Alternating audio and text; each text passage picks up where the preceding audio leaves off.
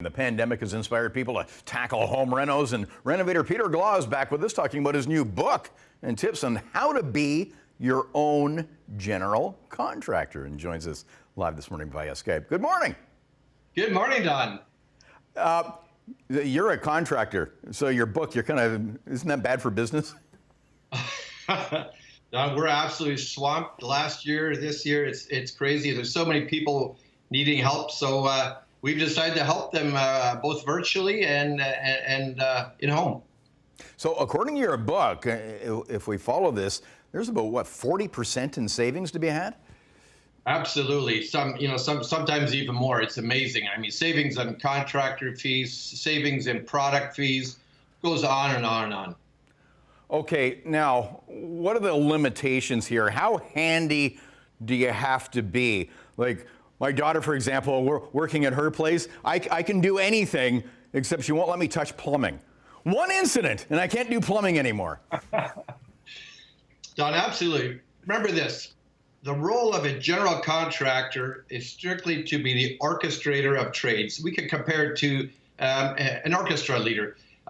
Let's pretend all of his musicians and instruments are trades, all right? He waves his baton and all the trades play.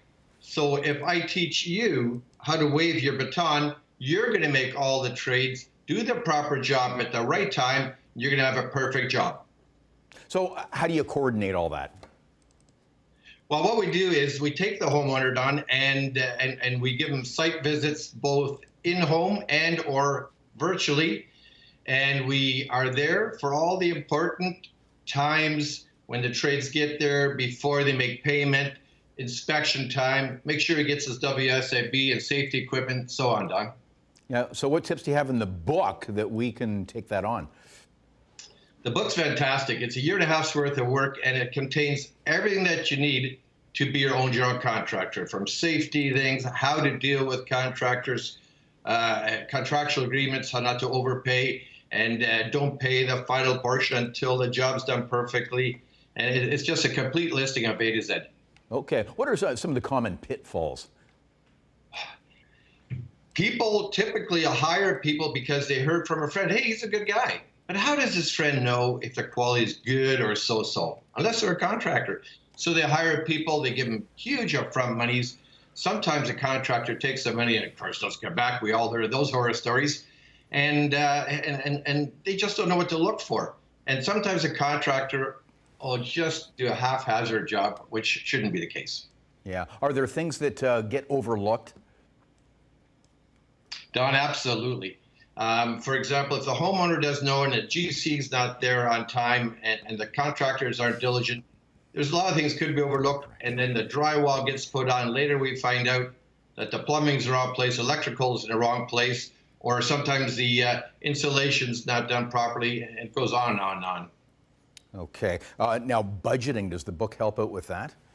Absolutely. It'll tell you what you should be paying, what's the going rate, Don, and what's an overcharge. And along with the consulting services, you're in fine hands. It's just like teaching somebody how to fly an airplane.